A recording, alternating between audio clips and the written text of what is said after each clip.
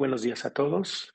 A nombre de los socios y el personal que formamos nuestra querida firma SCAD, les damos la más cordial bienvenida a este primer webinar que estamos organizando para ustedes para este año 2025. Iniciar por desearles lo mejor en este año nuevo a todos ustedes y sobre todo en temas de salud y bienestar. Dicho esto, quisiera iniciar compartiendo con ustedes que han pasado ya aquellos años en los cuales estábamos acostumbrados a recibir un paquete de reformas fiscales, inclusive con una estructura que, recordando, se decía que se agrupaban las reformas en aquellas que manejaban la simplificación administrativa, las que buscaban combatir la evasión y la ilusión fiscal, otras más que buscaban generar empleos y por último, probablemente las más importantes, aquellas que servían para fomentar e incentivar la inversión en el país. Nos parece que aquellos tiempos, si bien eran tortuosos porque prácticamente se conocían estas reformas al, un día antes del 1 de enero, pues nos daba una pauta de cómo se quería manejar la política fiscal y la administración tributaria alrededor de los planes que el gobierno federal manejaba año con año, ¿no? Creo que en lo personal, eso nos servía demasiado para poder entender mejor el rumbo de la política, no solamente económica, sino, como lo decía, la fiscal y la administración tributaria, y como contribuyentes, como personas, empresarios, pues nos daba la pauta de qué esperar, qué manejar, qué cuidar, ¿no? Si bien esto con añoranza lo digo, pues era el contexto en el que nos movíamos, me parece que los últimos años, últimos eh, en el último sexenio y lo que está empezando pues se ha abandonado, ¿no? Hoy podríamos decir a título personal que no veo con claridad el rumbo que tenemos en la parte tributaria y si bien pues no tenemos esos elementos, sí venimos recibiendo modificaciones, sí tenemos temas que analizar, hay reformas fiscales que puedan ser relevantes y por lo mismo lo que queremos compartir con ustedes es justamente un panorama de lo que estamos visualizando para este año. En el webinar que estamos organizando, por los temas que vamos a abarcar, lo vamos a dividir en dos partes. La primera de ellas es esta mañana, y la segunda la tendremos el viernes de esta semana. Para esta primera parte, eh, vamos a tener el apoyo, participación de cuatro de nuestros queridos socios. Algunos de ellos ustedes ya los conocen. Viviana Belaunzarán, que es socia de la práctica de consultoría y cumplimiento fiscal de la Ciudad de México. Luis García, quien también es socio de la misma práctica de consultoría y cumplimiento fiscal en la Ciudad de México. Uriel Olvera, socio de la misma práctica también de la Ciudad de México. Y Norman Franco, uno de nuestros socios que se incorporó a la firma hace algunos meses y que tiene como especialidad la práctica de controversia y litigio fiscal en la Ciudad de México. En su conjunto nos platicarán de los temas que hemos identificado como relevantes y los cuales estaremos agrupando de la siguiente forma. Primero, por supuesto, darle un espacio al Plan México que fue presentado la semana pasada de forma oficial. Si bien no es en esencia un plan fiscal, el contenido que se maneja en él tiene algunos elementos que vemos como mérito para poder compartir con ustedes.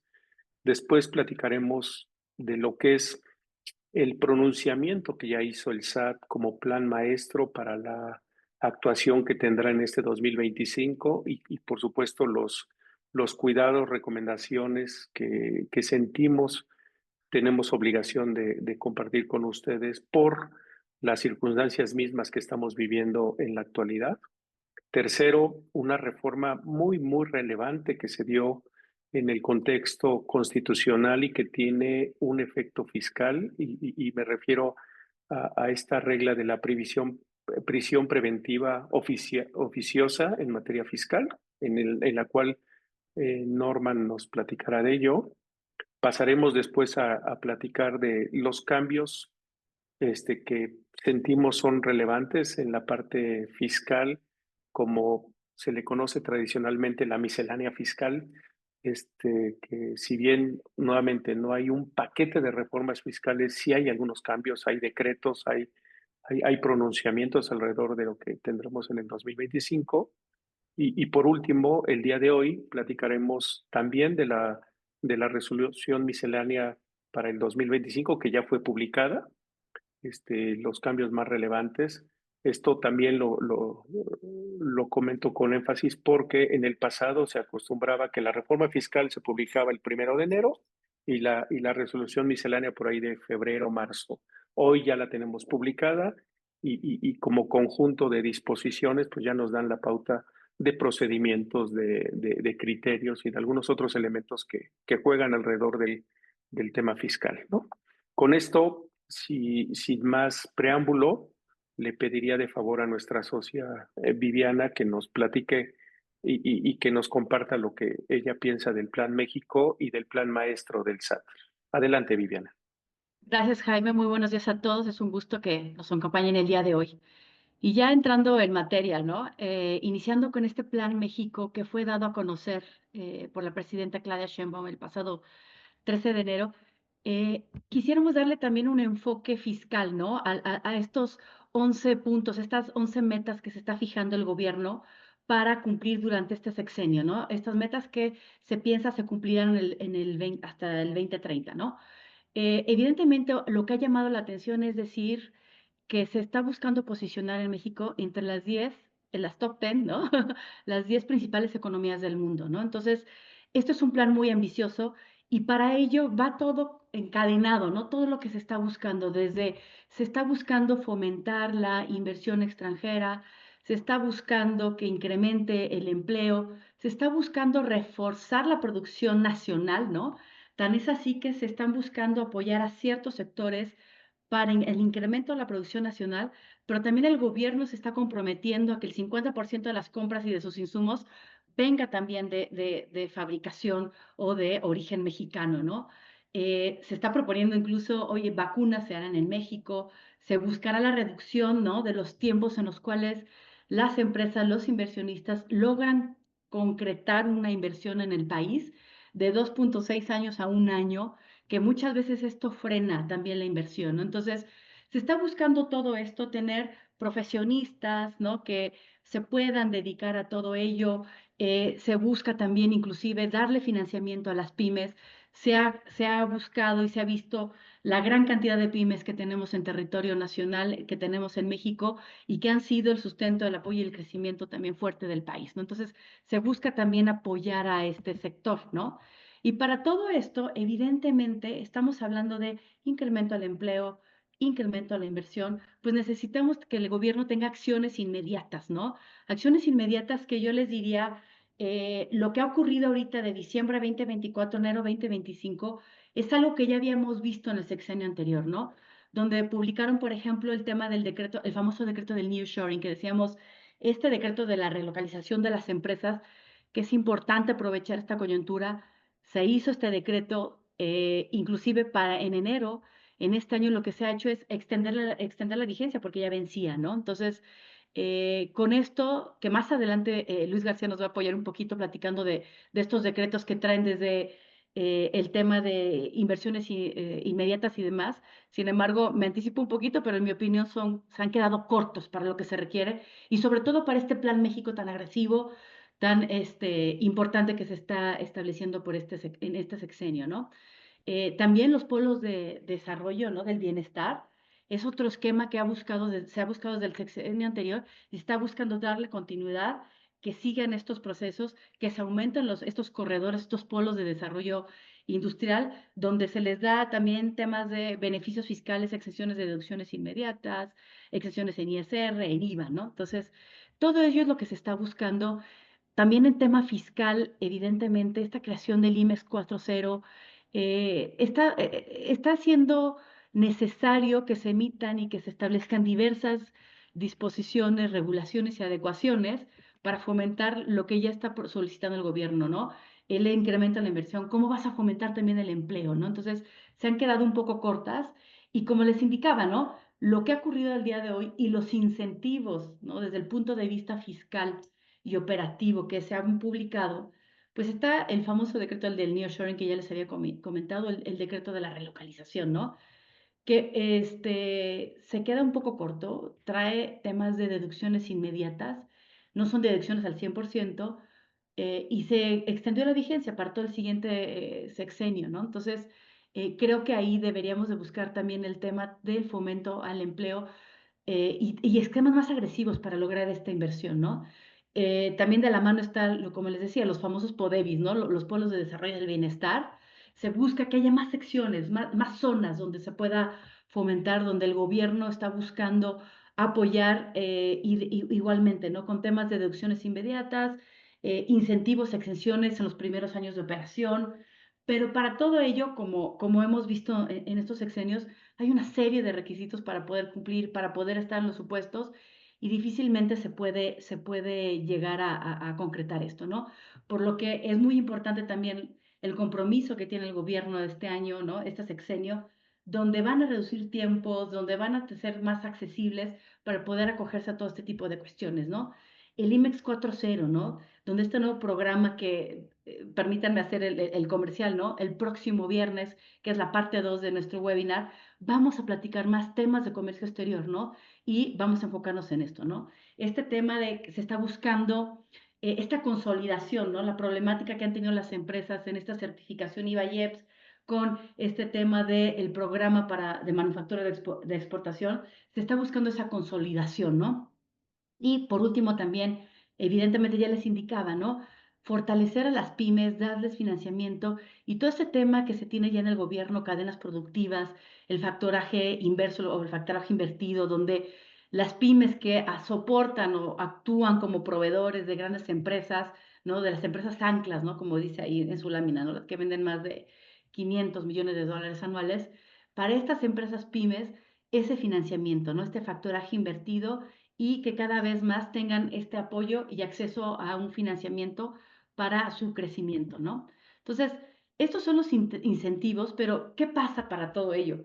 Evidentemente necesitamos, como le llama, como le llama el gobierno, esos habilitadores legales. Pues tenemos que regular y cambiar decretos, emitir normas, reglas y vigilar nuestra política, ¿no? de comercio exterior.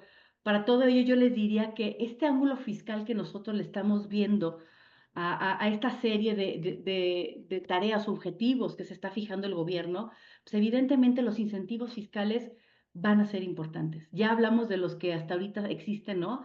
Nearshoring, los PODEVIS, zona fronteriza, ¿no? Pero debe de ser el gobierno todavía más agresivo para lograr estos objetivos que se está planteando, ¿no?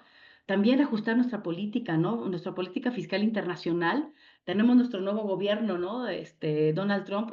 El día de ayer recibimos, bueno, ya ha estado insinuando y haciendo ciertas amenazas, ¿no? Respecto de aranceles. Entonces tenemos que actualizar también nuestras políticas, ¿no? En materia internacional. Se vislumbra también el tema de tratados internacionales, van a tener que hacerse ciertas adecuaciones, ¿no? Y sobre todo, estamos hablando de que va a haber más contribuyentes y va a haber más inversión. Entonces, debemos enfocarnos también al tema de, pues va a haber más auditorías, más obligaciones de cumplimiento que debemos de todos acatar, ¿no? Y va de la mano con el siguiente tema que les quiero platicar, del plan maestro, ¿no? O sea, sigue esta tendencia de la autoridad fiscalizadora. Como ha anunciado, no hay impuestos nuevos, sin embargo, tengo este plan maestro que está muy enfocada a la fiscalización. Ahora bien, en este Plan México se propone, ¿no?, por sectores, muchas actividades, muchas acciones, ¿no?, para poder fomentar, ahí los pueden ver en sus pantallas, los sectores en donde la autoridad está poniendo principal atención, donde entendemos habrá mayores beneficios y creemos que es importante para las empresas, ¿no?, que nos acompañan el día de hoy, vayamos viendo y vayamos actualizándonos y viendo las posibilidades que tenemos sobre estos beneficios que establece la autoridad, ¿no?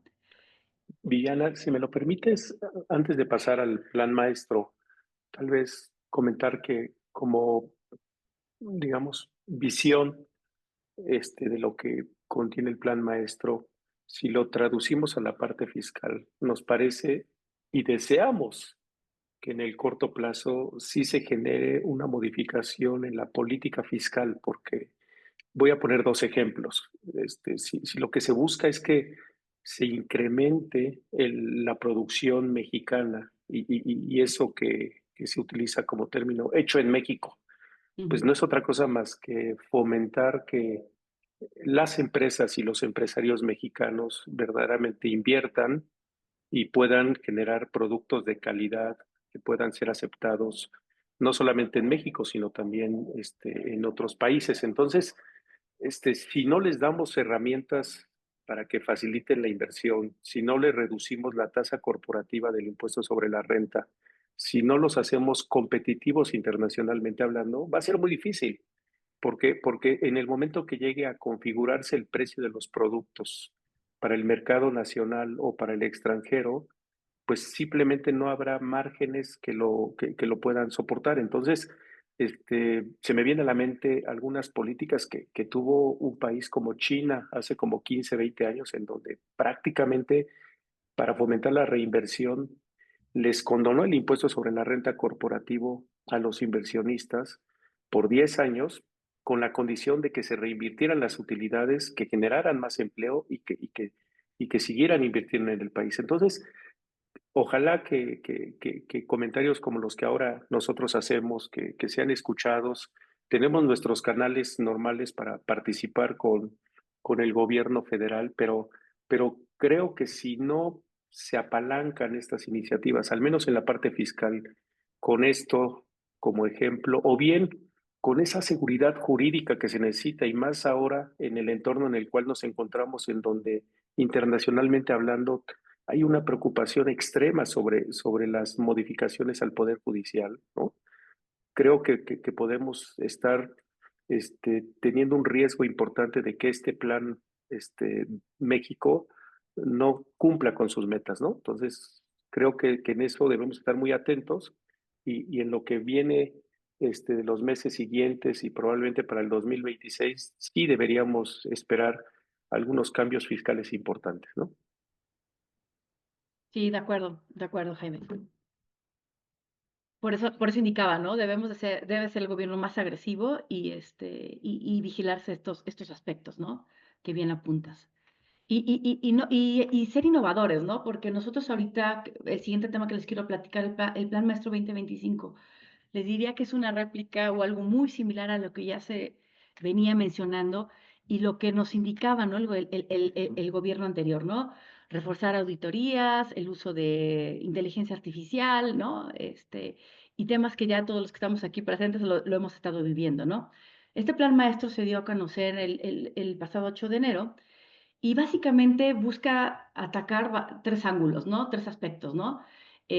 Bajo tres ejes va a estarse dirigiendo, ¿no? Esa atención a los contribuyentes, el acompañamiento a los contribuyentes y evidentemente no puede faltar el tema de la fiscalización, el combate a la evasión fiscal y al contrabando, ¿no? Entonces, esas son las líneas rectoras de este plan maestro.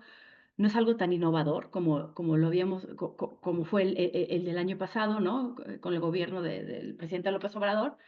¿Y qué es lo que se busca, no? En este primer eje que les indicaba, ¿no? Atención al contribuyente, pues buscar simplificaciones administrativas, que haya citas, ¿no? Para los contribuyentes, para trámites que tienen mucho flujo de operaciones, ¿no? Darte de alta ante el SAT, la e-firma, que haya más oficinas ante de la autoridad fiscal para poder hacer trámites, Por ejemplo, temas que también nos va a platicar un poquito Luis y Uriel, ¿no? Acerca de Recicos, ¿no? Esa ha sido una figura que ha sido importante, ¿no? Desde que fue creada desde el punto de vista fiscal, ¿no? Se les elimina la posibilidad, bueno, se les elimina la obligación de presentar declaración anual, está esta posibilidad. También el tema de el sector primario, las exenciones que tiene, la posibilidad de que bajo este régimen también puedan tributar socios cooperativistas. Entonces, es lo que se está buscando, ¿no? Lo que ha sido exitoso, ¿no? Buscar renovar los portales, poder utilizar las aplicaciones AdMóvil, la factura SAT móvil, ¿no? Para que todos los contribuyentes, perdón, vayan en cumplimiento, ¿no? Y todo lo que está relacionado con este acompañamiento al contribuyente, evidentemente hay un tema que fue innovador, que se incluyó dentro de la ley de ingresos y que Luis nos va a platicar un poquito, ¿no? Acerca de esta regularización, estas facilidades que hay para contribuyentes pequeños, ¿no? Hasta 35 millones de pesos, para que les reduzcan, ¿no? Multas, recargos y demás por créditos fiscales que se tengan. La facilidad para que exista ya el prellenado también de declaraciones para el régimen fiscal de los coordinados, para el grupo de sociedades, ¿no? En fin, se busca esa agilidad y ese acompañamiento del contribuyente para el adecuado cumplimiento de sus obligaciones fiscales, ¿no? Temas de declaraciones informativas, ¿no? Se está buscando actualizar las plataformas para que sea más sencillo y que sea todo totalmente en línea.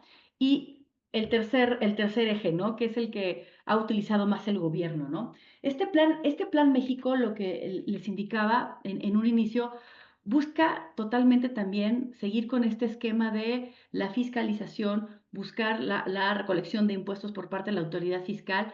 Se está tratando de rebasar esa meta que logró la autoridad fiscal que nos anunció la semana pasada, ¿no? De los 4.9 billones de recaudación, aún así se tienen la expectativa de que este año sean 5.3 billones de recaudación. Muy enfocado siempre a contribuciones, ya saben, indirectas, al IVA, IEPS, ¿no? También, evidentemente, ISR y retenciones, ¿no? Pero cargado más a impuestos indirectos. Y, pues, como parte de ello, pues, evidentemente, las acciones de fiscalización, ¿no? Vamos a seguir teniendo temas del uso de la inteligencia artificial, la analítica de datos, el tema de ese monitoreo que hace la autoridad respecto de CFDIs, las inconsistencias, en la búsqueda nuevamente, ¿no? Y el castigo de empresas factureras, facturas por operaciones simuladas, ¿no? Enfocándose también ahora a comercio exterior, a los importadores, incluso también devoluciones atípicas, ¿no? Los abusos que supuestamente ha detectado la autoridad sobre devoluciones de saldos a favor en materia de IVA, ¿no? Donde consideran que no son procedentes, la coordinación que va a tener la autoridad fiscal con otros organismos, con otras secretarías, el IMSS, el Infonavit, continúa, ¿no? Identificando también sectores productivos de riesgo. Todo ello va a seguir utilizando la autoridad, haciendo uso de declaraciones informativas, los FDIs que tiene, los esquemas reportables que hacen los contribuyentes. Entonces, con todo ello, evidentemente, va a seguir este 2025 esta tendencia recaudadora, ¿no? Y sobre temas de contrabando, estar muy enfocados en los puntos que pueden ver ustedes ahí, ¿no? Temas de abusos de certificaciones en IVA y IEPS. La autoridad considera que no siempre aplica la tasa del 0% de IVA, está siendo muy estricta en estos temas. Han habido muchas resoluciones, tesis y demás al respecto. Temas de no retención de IVAs al extranjero cuando realizan actividades que están grabadas en México. Una serie de temas que también vamos a platicar a mayor detalle el próximo viernes, pero están enfocados en ello, ¿no? Han visto cada vez más, tenemos revisiones de pedimentos, están incorrectos y con ello están determinando créditos fiscales, ¿no? Entonces yo les diría que ese es el panorama conforme este plan maestro que trae la autoridad fiscal, Jaime. En eso, Viviana, como lo decías, ¿no? Tiene algunas cosas novedosas, ¿no?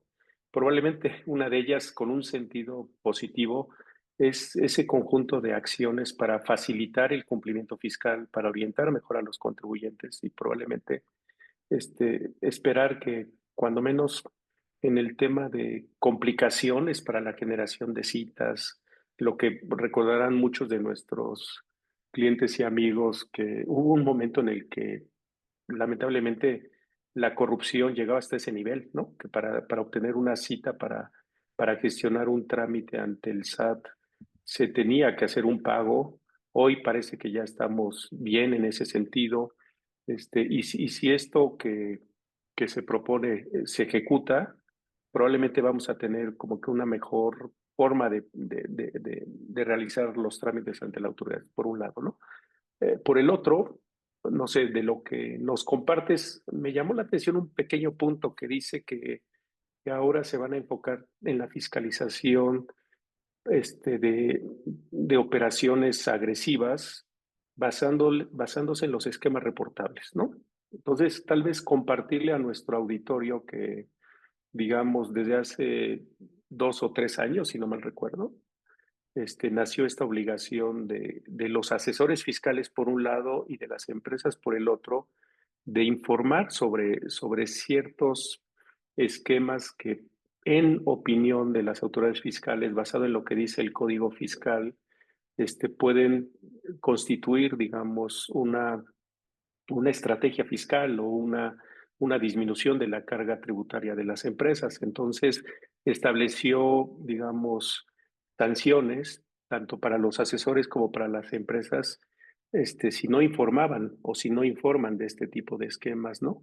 Luego, entonces, pues tenemos dos elementos. Uno, si por alguna razón las empresas han venido reportando, pues ahora resulta que por portarse bien y cumplir van a ser objeto de revisión y probablemente de cuestionamiento, ¿no? Porque el hecho de que se reporte no significa que se está haciendo algo indebido, ¿no? Yo creo que ese elemento me llama muchísimo la atención y creo que debemos estar muy atentos y cautelosos porque es muy probable que nos enfrentemos a algún tipo de cuestionamiento de la autoridad fiscal solo por el hecho de haber reportado algo. Y segundo, si por alguna razón no le hemos puesto la atención debida y no hemos reportado, pues las multas sí son importantes.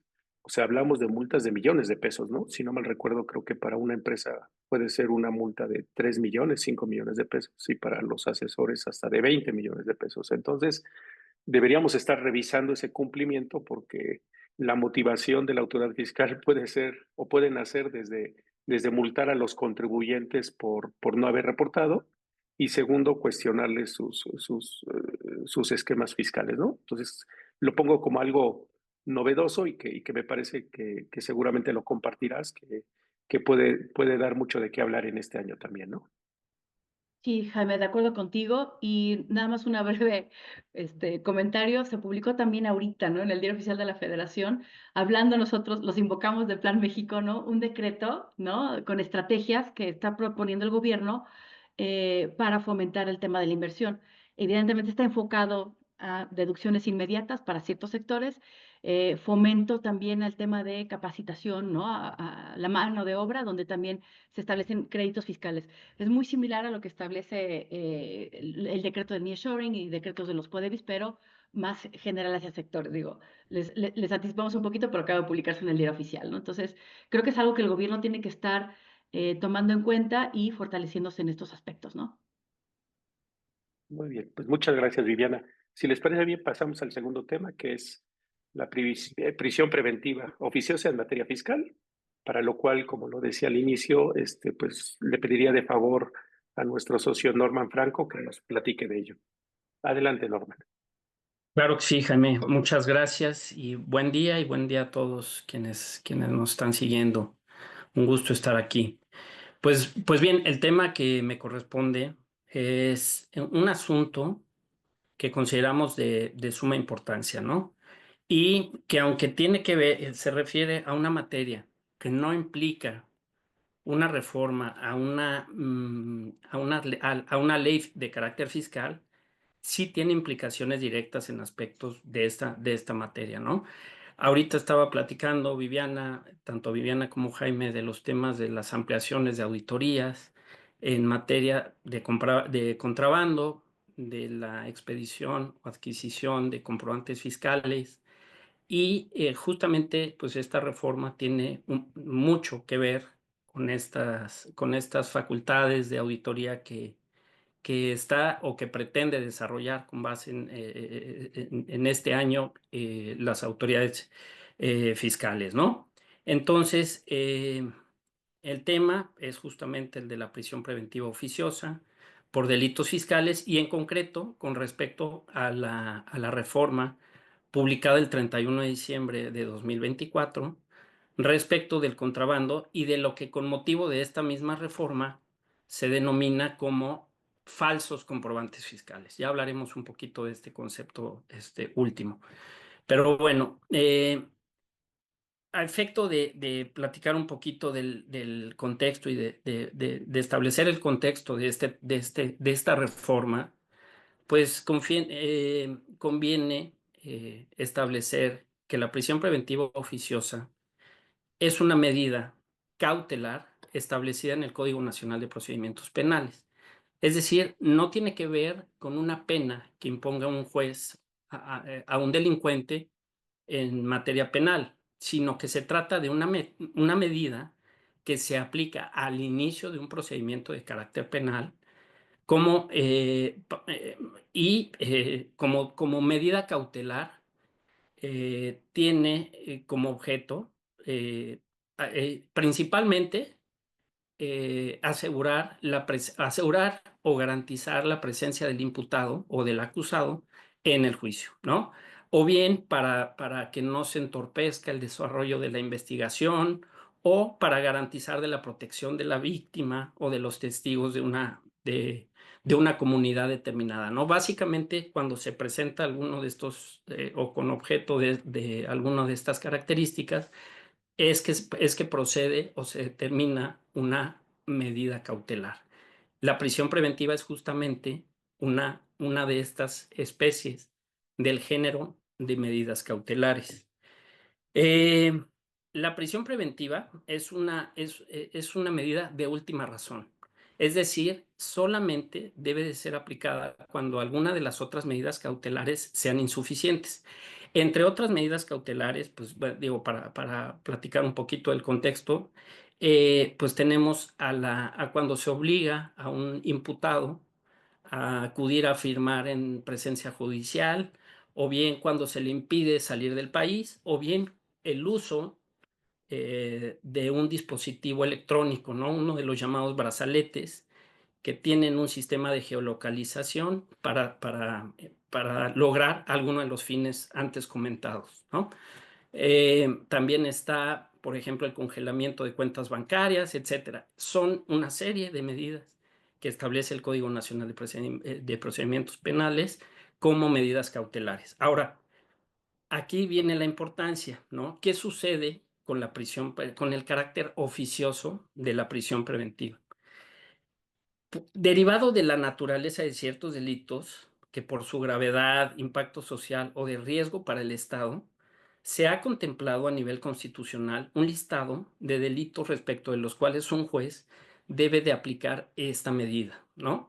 Delitos, por ejemplo, estamos hablando de delincuencia organizada, corrupción de menores, tráfico de estupefacientes, ¿no? Fentanilo, etcétera, homicidio doloso. Son una serie de delitos graves, considerados así por el legislador, que implican la necesidad o la adopción de la prisión preventiva, pero ya de carácter oficioso. Es decir, aquí eh, el juez de manera obligada, sin tener un margen de apreciación de los hechos, por ejemplo, o de las circunstancias personales del infractor, de forma, insistimos, obligada, debe de aplicar la prisión preventiva, es decir, mantener en prisión al acusado durante todo el proceso penal, durante todo el proceso o el juicio penal, ¿no?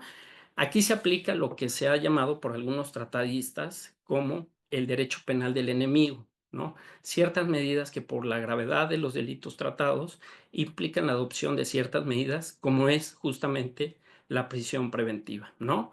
Insisto, es de carácter excepcional esta medida cautelar cuando todas las demás medidas resultan insuficientes para lograr alguno de los objetivos que comentamos hace unos momentos, ¿no? Principalmente asegurar la presencia del acusado en un procedimiento penal, ¿no? Tenemos que hacer mención de la gravedad o de la importancia de esta medida, ¿no? Basta con que el Ministerio Público realice una acusación sobre alguno de los delitos establecidos en el artículo 19 de la Constitución, ¿sí? Para que el juez de control aplique de manera obligada la prisión preventiva oficiosa como medida cautelar, siempre actuando a solicitud del Ministerio Público, ¿no?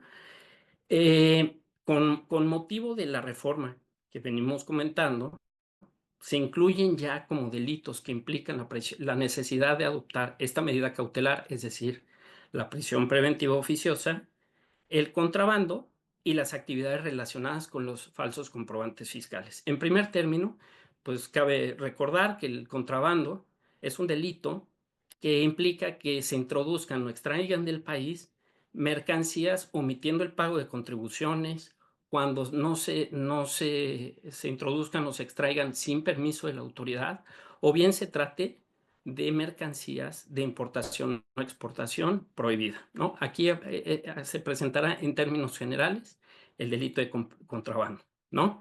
Y aplicaría en esos casos, con la sola acusación del Ministerio Público, la adopción por parte del juez de esta medida, ¿no? Entonces, sí es necesario establecer o vislumbrar la gravedad que tiene esta reforma, ¿no? Ahora, con relación a los falsos comprobantes fiscales, pues primero resulta oportuno criticar, ¿no? Este concepto que se introduce a partir de este año en la Constitución Política Mexicana. Primero, el concepto no tiene una definición en el Código Fiscal ni en ninguna disposición legal de nuestro país. Esto, en nuestra opinión, pues haría difícil que el juez determine la aplicación de esta medida con base en una actividad relacionada con los falsos comprobantes fiscales, ¿no? Es decir, pues cuál es justamente la definición que se otorga a este concepto. No se sabe porque no está definido, por lo menos hasta esta fecha, dentro de la legislación mexicana, ¿no? Pero más allá de eso, nuestras leyes regulan, como veremos más adelante, eh, la figura o concepto de los comprobantes fiscales que amparan operaciones inexistentes, falsas o actos jurídicos simulados.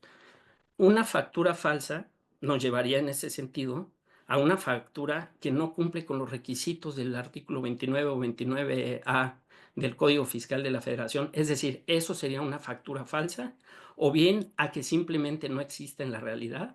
Valdría la pena hacer estos cuestionamientos, ¿no? Porque pues, no entendemos bien qué, qué es lo que el legislador o el constituyente, porque es a nivel constitucional, ha considerado como falso comprobante fiscal, ¿no? Hasta ahí yo creo que llegaría un poquito la crítica y sin adentrarnos mucho a este concepto de los falsos comprobantes fiscales, ¿no?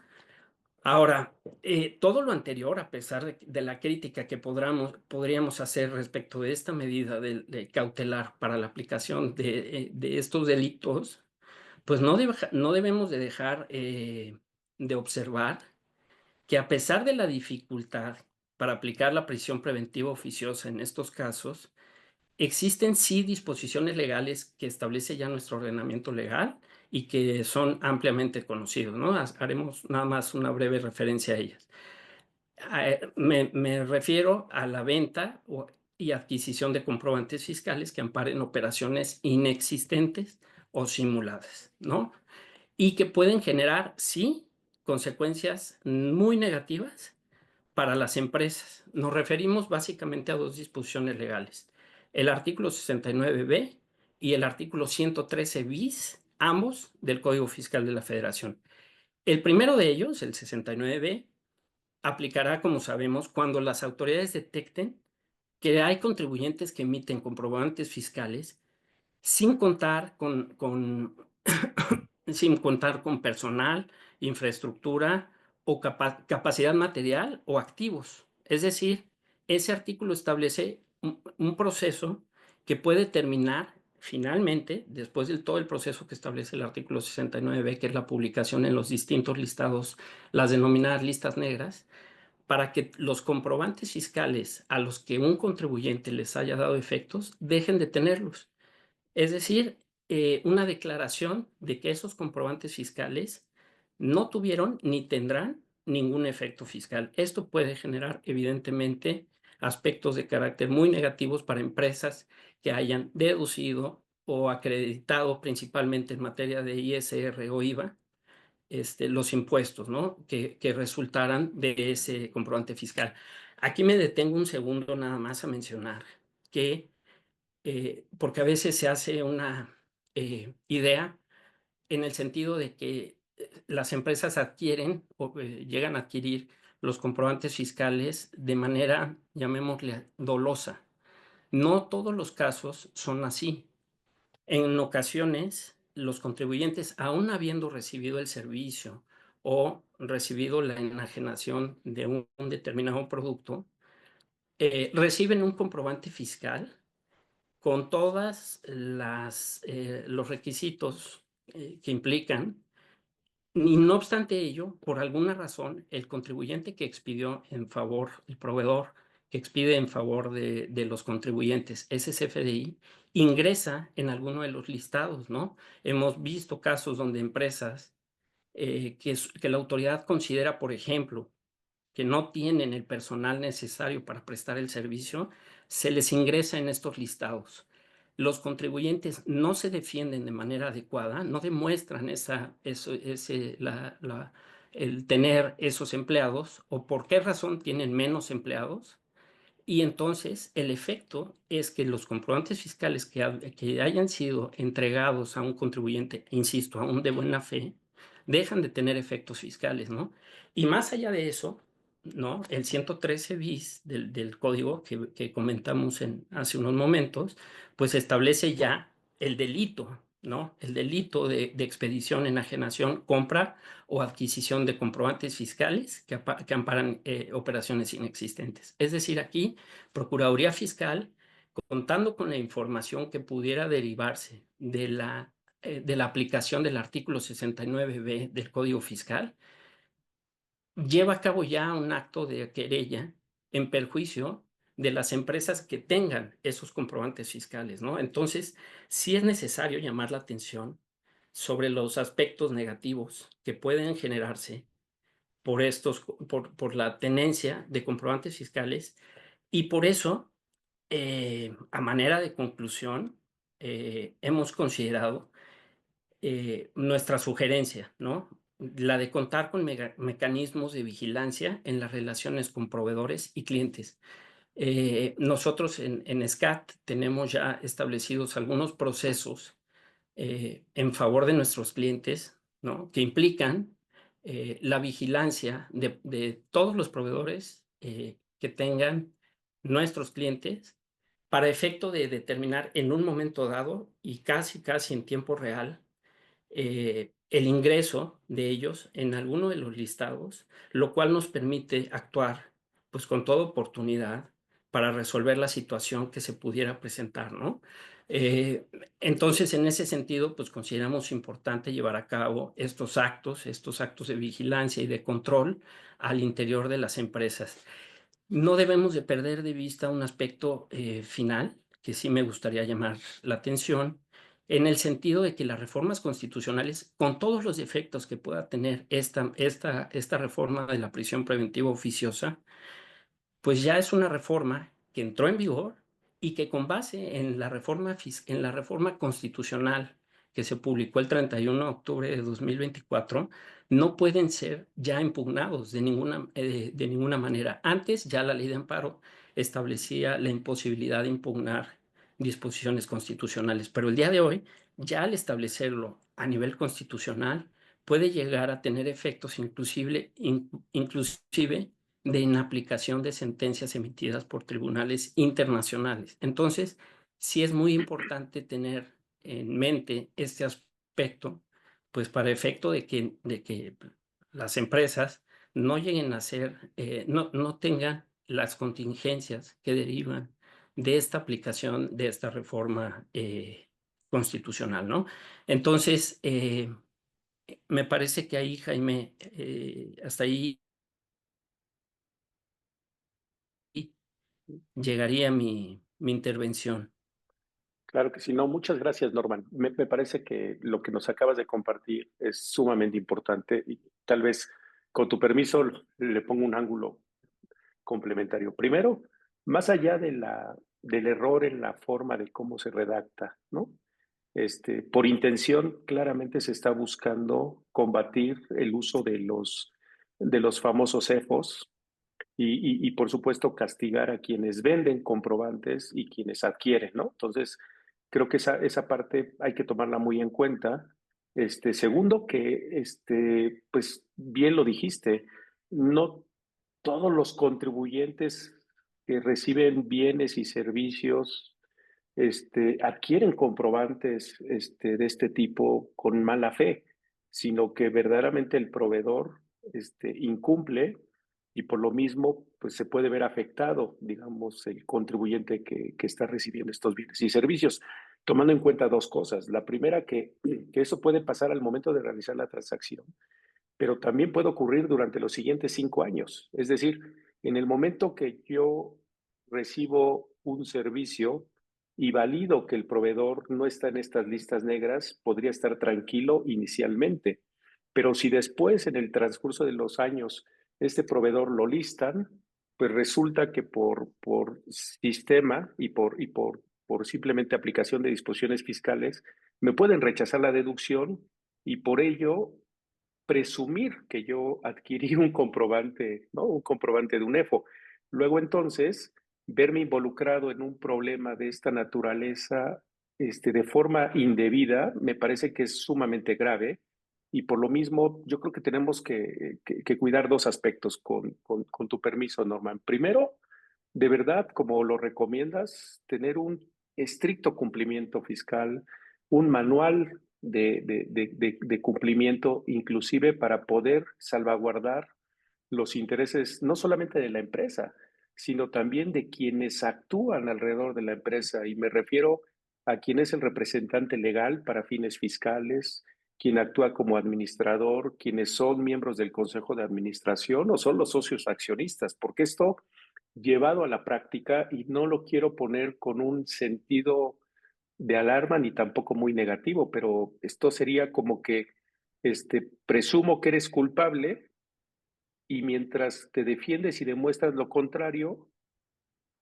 pues te llevo a la cárcel, ¿no? Entonces, me parece que es una herramienta extremadamente poderosa de las autoridades fiscales como para aterrorizar al contribuyente y provocar, digamos, ese mecanismo de fiscalización y recaudación que ya nos decía Viviana que es el eje central de lo que va a ocurrir en este año y muy probablemente en los siguientes. Entonces, muchas gracias por compartirlo, Norman.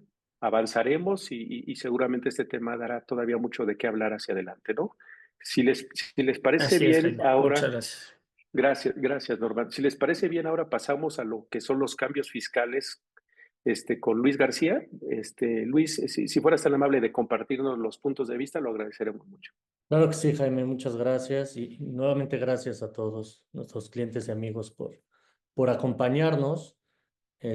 Hablaremos un poquito de estas reformas que, como ya lo adelantaba Jaime al inicio del webinar, no hay para este ejercicio unas reformas o modificaciones a las disposiciones fiscales.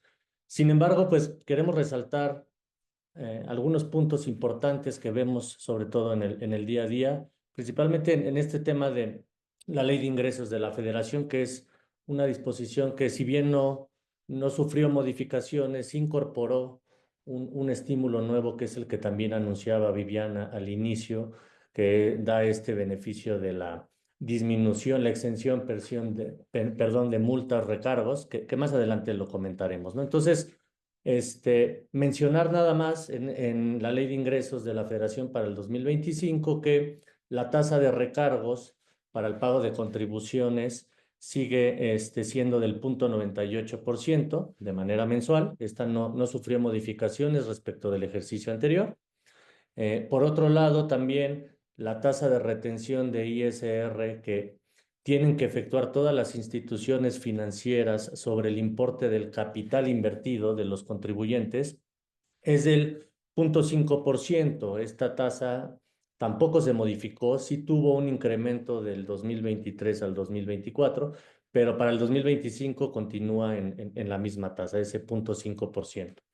Y también continúa un beneficio que se les otorga a los contribuyentes en el que hay reducciones de multas cuando cometen alguna infracción por un incumplimiento en obligaciones fiscales distintas al pago. ¿Cuáles son estas? Pues pueden ser desde la omisión de la presentación de declaraciones, puede ser desde la omisión de la presentación de avisos o incluso de pagos provisionales. Entonces, este artículo 15 de la Ley de Ingresos de la Federación continúa otorgando una facilidad de una disminución del 50% de las multas cuando el contribuyente se regularice y pague estas, tanto el principal más las multas y accesorios entre el periodo en el que se inició las facultades de comprobación y antes de que se levante el acta final de la revisión. Y también se continúa la disminución del 40%, es decir, solamente pagarán el 60% de estas multas en el plazo en que ya se haya determinado el acta final, y previo a que se concluya la revisión, ¿no? Entonces, estos beneficios continúan en la Ley de Ingresos. Em, por otro lado, en materia de estímulos fiscales que están previstos en el artículo 16 de esta ley, continúan los mismos respecto del ejercicio anterior, no sufrieron modificaciones, es decir, estos estímulos que los primeros de ellos que ven ahí en la lámina corresponden a eh, créditos que tienen contra el impuesto sobre la renta por el IEPS que pagan, por ejemplo, para adquirir combustibles, para el uso de maquinarias en la producción de los contribuyentes, también en el sistema, las personas que realizan actividades agrícolas y silvícolas que también adquieran combustibles y por ende paguen un IEPS, también tienen estos estímulos de acreditamientos contra el impuesto sobre la renta, incluso en algunos de ellos devoluciones de este IEPS pagado. También para contribuyentes que se dedican al autotransporte público y privado de personas o de cargas, siguen estos estímulos del IEPS contra el ISR a su cargo. Quienes utilizan también las autopistas de cuota de la red nacional y que pues tengan actividades de autotransporte público y privado, también continúan los estímulos.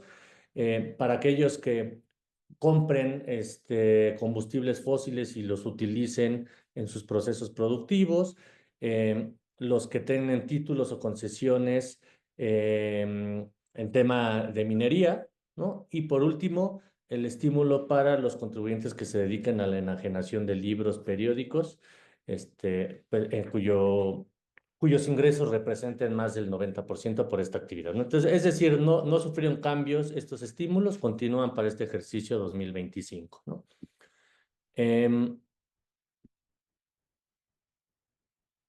Perdón, aquí le adelanté un poquito más. Ahí. Como lo mencionaba Viviana al principio, se incorporó mediante un artículo transitorio, que es el 34º de la Ley de Ingresos de la Federación, una facilidad para los pequeños contribuyentes, es decir, personas físicas y personas morales, cuyos ingresos no excedan de 35 millones de pesos, en el cual, pues, se les condonan las multas, recargos y los gastos de ejecución por contribuciones fiscales, por temas aduaneros y de comercio exterior, ¿no? En este artículo 34 se establece que pues será aplicable a contribuciones y cuotas compensatorias del ejercicio correspondientes al ejercicio 2023 y anteriores, ¿no? Siempre que, por supuesto, se presenten las declaraciones complementarias y se paguen las contribuciones omitidas antes del 31 de diciembre del 2025. Debe existir también aplica, a aquellos contribuyentes que están sujetos a facultades de comprobación ya hoy en día respecto de estos ejercicios y que pues decidan autocorregir su situación fiscal. También aplica para aquellos contribuyentes que optaron por la facilidad de pagar sus contribuciones en parcialidades. Recordemos que hay una opción en las disposiciones en donde los contribuyentes pueden pagar sus impuestos en parcialidades con cierta tasa de interés, llamémoslo así. Entonces, para estos casos donde ya nos atrasamos en el pago de alguna mensualidad y por ende ya aplica algún tipo de recargos o multas, también será aplicable este estímulo. Por supuesto, se menciona que cuando ya fuimos, los contribuyentes ya fuimos sujetos de un proceso de condonación de impuestos por algún otro decreto, ya no aplica esta disposición. También se establece que se tiene que presentar una solicitud para aplicar este beneficio a más tardar el 30 de septiembre, ¿no? Al igual que en muchos estímulos que se establecen en esta misma ley o en otras, pues se establece que no considera un ingreso acumulable para quien lo ejerzan, ¿no? Y en términos generales es el beneficio. Por supuesto, como toda nueva regla, toda nueva disposición, quedaron temas que no están tan claros y que por ende, vía reglas en la resolución miscelánea fiscal que va de la 9.18 a la 9.23, se establecieron pues algunos lineamientos que regulan parte de este estímulo. Por ejemplo, el estímulo habla que es ejercicios de que se trate que no tengan ingresos mayores de 35 millones de pesos. La pregunta es, ¿y de qué ejercicio estamos hablando? ¿Del ejercicio en el que hoy aplico el estímulo, del ejercicio 2023 o del ejercicio 2022 que declaré en el 2023? Todo esto se aclara a través de las reglas misceláneas y se establece que el ejercicio es aquel en el que ocurrió el hecho el cual derivó del crédito fiscal, a pesar de que la declaración se haya presentado en otro ejercicio, ¿no? Se ponen lineamientos para decir cómo mido los 35 millones, para ver si aplica en ese ejercicio esta condonación de multas y recargos, y establece que es con base en tu declaración anual, lo que manifiestas de ingresos. Si no has presentado al día de hoy esta declaración anual, entonces puede tomar el SAT consideraciones como los CFDIs emitidos para ver si en ese ejercicio estás dentro de los 35 millones de ingresos y por ende te resulte aplicable este beneficio, ¿no? En estas mismas reglas, para no detenernos mucho en eso, porque ya es un tema más práctico, se establecen también las formas de pago, porque al momento de presentar la solicitud, el SAT se tiene que regresar una línea de captura y posteriormente pagar. Pero, ¿qué pasa si todavía no está habilitado este sistema en el SAT? Pues la regla miscelánea te dice, tú mismo puedes pedir una línea de captura a través de un caso de aclaración y puedes pagar y después presentar la declaración complementaria y acreditarte el pago que hiciste a través de esta línea de captura, ¿no? Entonces ya es una serie de lineamientos que regulan este estímulo fiscal, ¿no? Oye, Luis, probablemente no para extendernos demasiado, pero claramente esto, a diferencia del sexenio pasado en donde se dijo que no iban a dar beneficio alguno a los contribuyentes incumplidos, pues esto, digamos, es una muestra de que lo están haciendo. Y por supuesto, se agradece porque justamente los beneficios pueden ser significativos en materia de multas y recargos, ¿no? Lo que nos corresponde también es un poco cuestionarnos qué hay atrás de esto, porque pues ciertamente va para los pequeños contribuyentes vistos como empresas y grandes contribuyentes vistos como personas físicas, porque una persona física que tiene ingresos hasta de 35 millones de pesos me parece que está en un segmento ya muy alto. Luego entonces refleja que los esfuerzos de fiscalización no están llegando a este tipo de contribuyentes y por lo tanto quieren buscar un cumplimiento espontáneo otorgando este tipo de beneficios, ¿no? Y con ello, nuevamente, como lo decía Viviana, hay que prepararnos más las empresas medianas y grandes, porque ahí van a seguir, buscando auditarlas, mandándoles invitaciones y provocando que se regularicen cuando proceda o generando extorsión para pagar impuestos aunque no se deban, sin este tipo de beneficios. Creo que es una política injusta porque no hay una diferencia esencial entre uno y otro tipo de contribuyentes. Entonces creo que por ahí nuevamente, ¿no? Nos obliga a estar más atentos y con el cuidado correspondiente, ¿no? Coincido, Jaime. Incluso ya lo vivimos hace poco, ¿no? A pesar de que pueda ser esta una facilidad para pagar impuestos sin multas, sin recargos, lo vivimos hace poco con el decreto de repatriación de capitales, en donde muchas personas, sobre personas físicas, lo ejercieron, pagaron, ¿no? Se regularizaron y hace un par de años empezó la revisión masiva a la mayoría de las personas que aplicaron estos beneficios. Entonces, a pesar de ser una facilidad, como lo mencionas, Jaime, también debemos de hacer una revisión a conciencia quien pretende aplicar este estímulo, porque no estamos exentos de futuras revisiones, ¿no? En el tema de decretos fiscales, hubo uno que se publicó en diciembre del 2024, en el que se modifica el decreto que había sido publicado originalmente por el presidente pasado en materia de subsidio al empleo. Recordamos que en este decreto del anterior presidente se amplió, se modificó un poco la mecánica para determinar el subsidio al empleo, ya que originalmente era con base en una tabla progresiva de ingresos por salarios de las personas físicas, y con este decreto lo que se hizo fue poner un tope máximo de ingreso de 9,081 pesos más o menos, y al cual para determinar el subsidio al empleo se le aplicaba una tasa, un porcentaje sobre el valor de la UMA mensual, y ese porcentaje aplicado al monto de los sueldos de las personas, pues era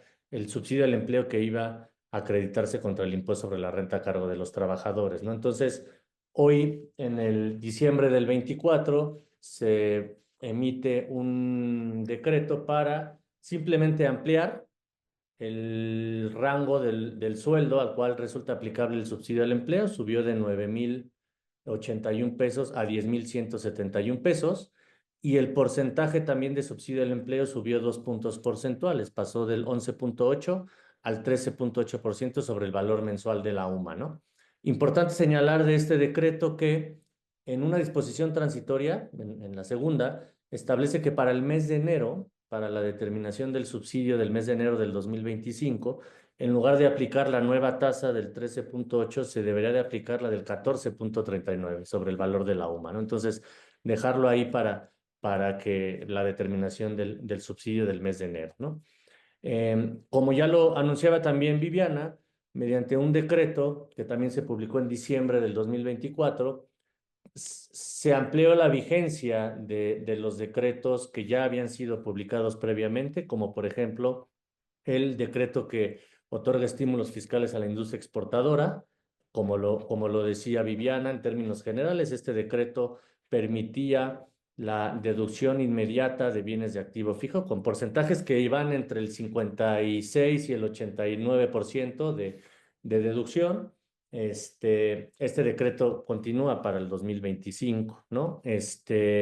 También los decretos que, que otorgan beneficios a los contribuyentes de las regiones fronterizas norte y sur, que son beneficios principalmente en la reducción de una tercera parte del ISR, ¿no? A contribuyentes que tengan sus actividades en estas zonas de estas regiones fronterizas, y de la disminución de la tasa del IVA al 50%. En términos generales, son los beneficios que se otorgan a través de estos decretos. Continúan en vigor para el ejercicio 2025.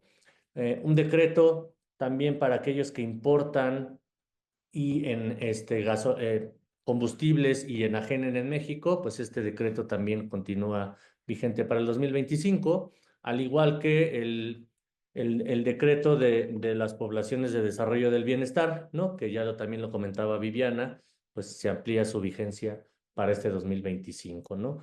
Y por último, mencionar el decreto que también se publicó en diciembre del 2024 en materia de modificaciones a la Ley Federal del Trabajo, relacionado con las plataformas digitales, ¿no? Es un decreto que está modificando principalmente las disposiciones en materia laboral para incluir cierta relación de subordinación laboral para los usuarios y trabajadores de estas plataformas digitales. No, en su momento vamos a dar un webinar específico de este tema por el gran número de personas a quien puede competir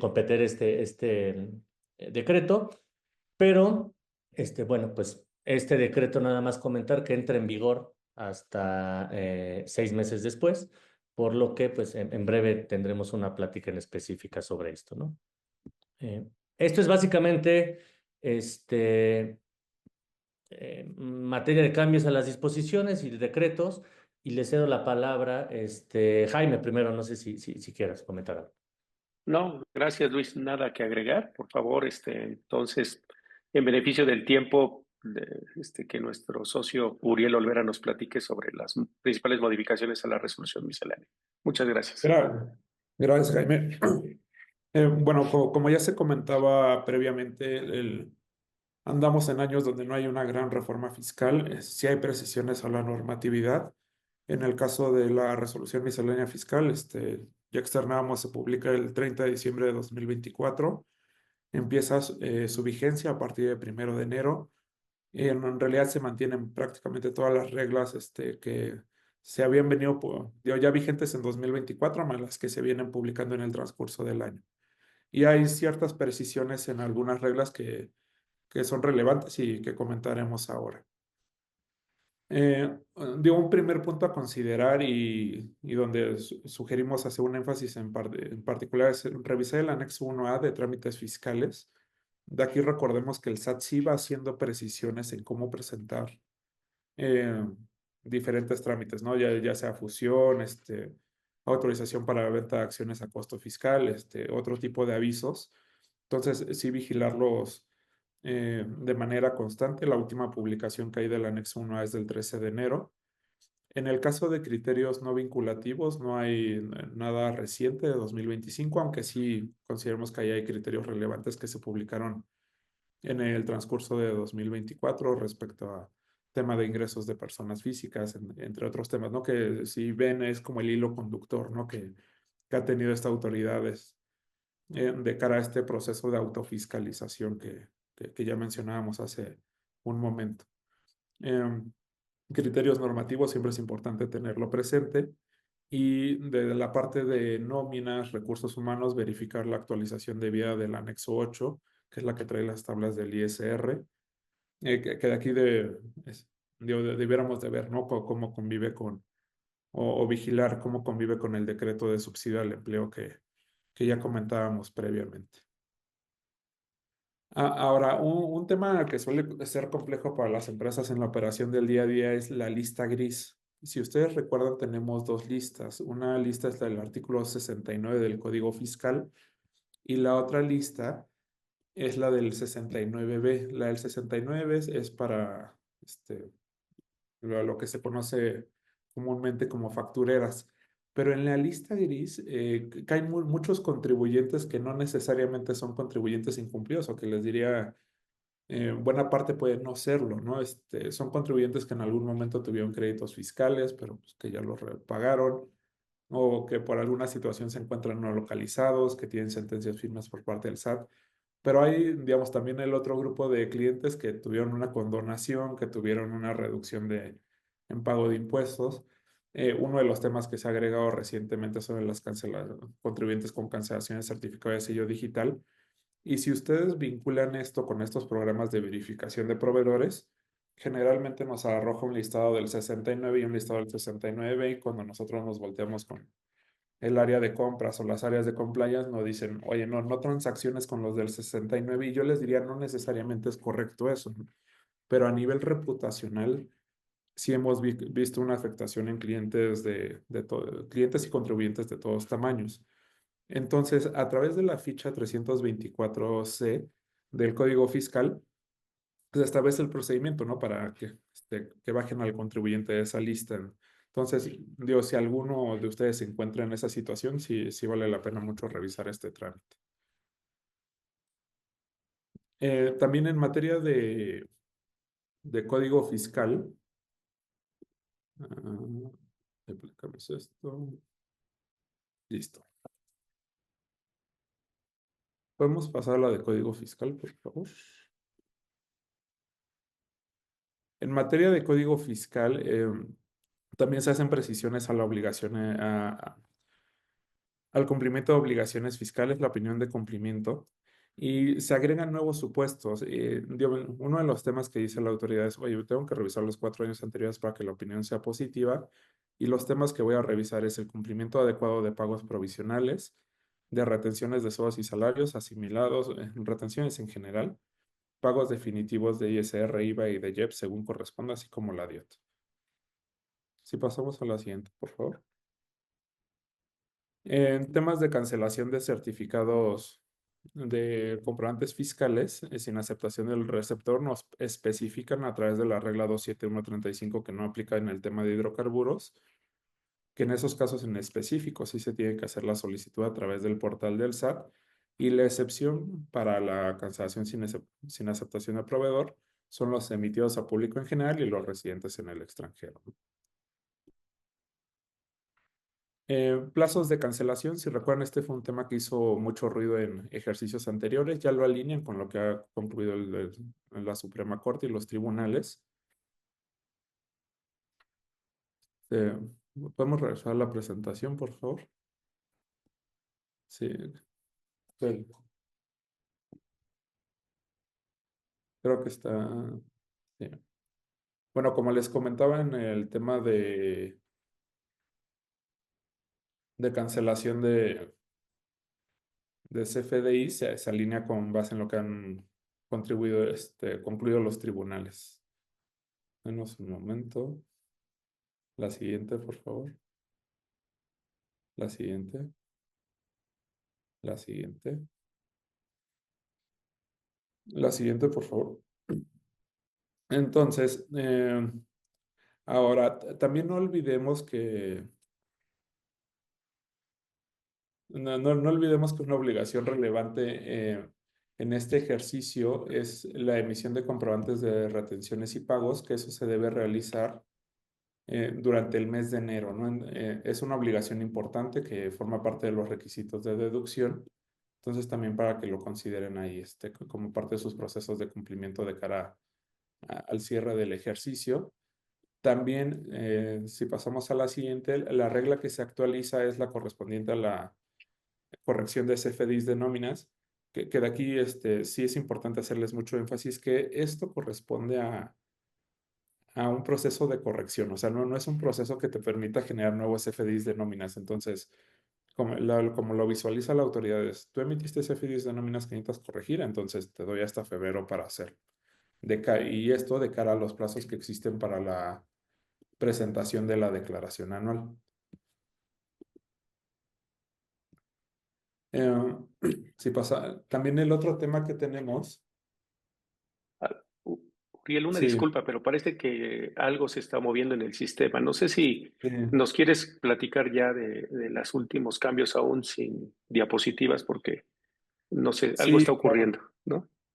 Bien, yo les comentaría temas adicionales relevantes son tema de reciclo, que en el caso de reciclo se hacen precisiones de la mano con lo del Plan México que ya se publicaba. Entre otros temas se deroga esta regla que se precisaba que salías de reciclo si no presentabas declaración anual, ¿no? Entonces, de ahí tenemos precisiones importantes que hay que vigilar. De la mano de los temas nuevos que hay en la resolución miscelánea fiscal, es todo este capítulo 9 vinculado a la condonación de los ingresos de recargos, multas para contribuyentes que tengan hasta 35 millones de ingresos. Digamos, ya temas más de forma, se eliminan las reglas correspondientes al huracán Otis, que ya no son aplicables. Y también se mantienen precisiones, ¿no? Para el tema de plataformas digitales de intermediación, recordemos que hay una regla importante que había salido, es que tiene que haber una retención del 100% del IVA en el caso de que el depósito se haga a cuentas del extranjero, ¿no? Y que también, si vemos, va de la mano con todo este plan de fiscalización que está siguiendo la autoridad, ¿no? O sea, y yo les diría, ahí como que tal vez fue contraproducente para el SAT el que hayan modificado este tema del IVA del no objeto en el factor de acreditamiento, porque muchos contribuyentes, y les diría, lo hemos visto sobre todo en el tema de los nómadas digitales, operan desde el extranjero, ¿no? Asentados en México. Entonces, creo que ya el SAT está también identificando ahí áreas de oportunidad, ¿no? Para fiscalizar. Y finalmente, el otro tema que es relevante es en el caso de buzón tributario. Si recuerdan, allá a finales del año pasado nos estuvo atormentando el SAT diciendo, oye, si no tienes activo tu buzón tributario, te voy a multar el 1 de enero. Entonces, como parte de las disposiciones transitorias, ya precisan que no va a ser el 1 de enero de 2025, sino que será el 1 de enero de 2026. Pero como ya platicábamos y ya exponías desde el inicio, Jaime, en realidad son todas precisiones de forma, ¿no? Y alineadas a estos pequeños cambios o cambios que afectan a ciertos grupos de contribuyentes en específico, como el reciclo, los procesos de condonación, pero no que impliquen una reforma sustancial y más vinculadas al plan maestro y procesos de fiscalización. Claro, tal vez con eso, Uriel, podemos estar tranquilos que de menos no hay reglas que traten de regular algo que por origen debiese venir en la ley, ¿no? Nuestros clientes y amigos recordarán que en el pasado se generaba una gran preocupación porque el Ejecutivo trataba de delimitar regímenes fiscales o dar sus posiciones respecto de conceptos de deducibilidad o acumulación de ingresos a través de la resolución miscelánea, y eso distorsionaba mucho, ¿no? Creo Sí, que si correcto. bien existen todavía, porque vienen del pasado y no son modificaciones, yo creo que lo novedoso no está cargado de ese tipo de cambios, ¿no? Me parece que siguen siendo más de procedimiento, de tal vez de guía, pero nada que nos debería estar preocupando de sobremedida, ¿no? Para el cumplimiento y Sí, definición de ¿no? posiciones fiscales. No, y lo que sí, digamos, como que sigue de la mano con la posición de la autoridad desde el sexenio pasado de dar mucho énfasis a la forma, ¿no? Que esa forma no solo es la emisión de CFDIs, también el cómo presentas un trámite. Yo ahí lo que sí hemos observado en las diferentes administraciones es un énfasis pleno en el cumplimiento del anexo 1A y lo que dispone cada ficha, ¿no? Para el trámite, cuando antes había cierta discrecionalidad por parte de los funcionarios de cada administración. Claro. No, con lo que dices, inclusive se me viene a la mente que verdaderamente hoy la resolución miscelánea que se convierte en un libro, ¿no? Ujú. Hay que tenerlo a la mano todo el tiempo, ¿no? Porque hay muchísimas cosas de procedimiento, formatos, todo esto que tiene que ver con los FDIs. Entonces, no dejamos de recibir actualizaciones, se van publicando periódicamente. Entonces, creo que nos obliga a estar muy, muy actualizados y ponerle atención. Con esto, si me lo permites, pues decirle a nuestro auditorio que si bien estamos dando un repaso muy rápido de lo que son aquellos puntos que identificamos como novedosos o relevantes, pues también si en su actividad diaria o en su sector identifican algo que les afecte o que piensen que a pesar de que no es un cambio, pero que les está sorprendiendo en este momento, pues nos lo hagan saber porque yo creo que tenemos que darle la importancia de vida porque esto es lo que utiliza la autoridad fiscal para el ejercicio de sus facultades de comprobación y tratar de multarnos desde la omisión en la presentación de un aviso, ¿no? Hasta la determinación de una multa porque nuestros FDIs no llevaron bien la clasificación, los códigos o lo que corresponda, ¿no? Oye, Sí, Jaime, correcto. y si me permiten, Uriel, Jaime, esas modificaciones, esas adecuaciones que se están haciendo en las reglas de carácter general relacionadas con los no contribuyentes y donatarias autorizadas, ¿no?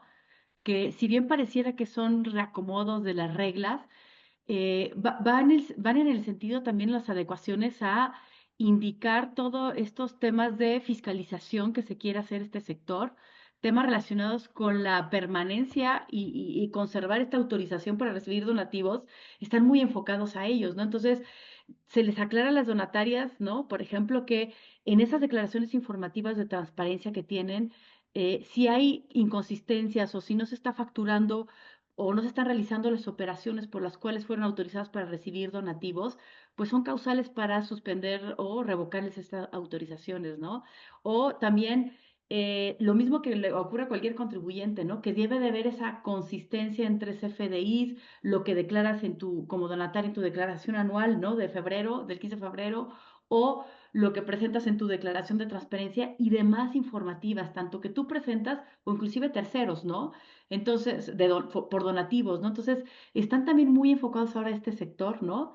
Donde pueden identificar, ¿no? Ciertas inconsistencias que puede provocar o cancelaciones de su autorización u otras repercusiones, ¿no? Claro, no, tienes toda la razón, Viviana. Es un sector que cada día es más relevante, pero al mismo tiempo está siendo muy vulnerable, ¿no? Porque estamos llegando a un nivel de sobreregulación del cumplimiento fiscal de las donatarias, para ser muy, muy honesto. Y como luego lo decimos, parece que estamos pagando justos por pecadores, porque recordemos que en este sector están pues desde las que tienen un fin científico, quieren ayudar a la comunidad, pero también están los partidos políticos, están los sindicatos. Entonces, no con un ángulo negativo, por favor, me lo vayan a tomar así, pero pues es muy diferente el objeto que persigue un partido político con el que persigue una asociación civil que quiere ayudar con la educación, ¿no? Entonces, me parece que las reglas están siendo giradas de forma general y por supuesto, pues las que nos preocupan de sobremanera son aquellas que tienen un fin noble, que tratan de ayudar y que por lo tanto, pues su sobrevivencia depende de la autorización del SAT, ¿no? Para que puedan recibir donativos deducibles, ¿no? Entonces, yo creo que lo que dices es sumamente relevante y hay que ponerle atención, ¿no? Ahora, no sé si con esto que dice Viviana y lo último que comentaba Uriel, si me lo permiten, por supuesto el material siempre está a su disposición. Aquí estamos pasando nuevamente por alguna falla de la tecnología con las láminas, pero les diría que con esto, digamos, es el paso que le estamos dando a este conjunto de cambios para este año. Yo diría que pocas preguntas, ¿no? Yo creo que ya las aclaramos algunas. Si me lo permiten mis socios, pasamos a las preguntas y respuestas rápidamente.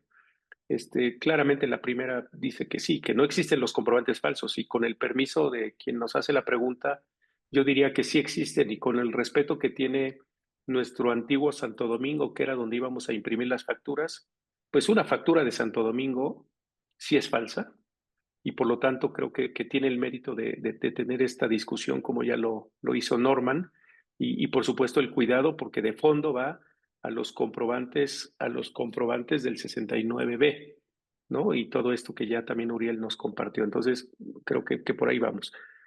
Segundo, la condonación que se habló para los contribuyentes de la 35 millones, dicen que se aplica para el IVA, Luis. No sé qué pienses.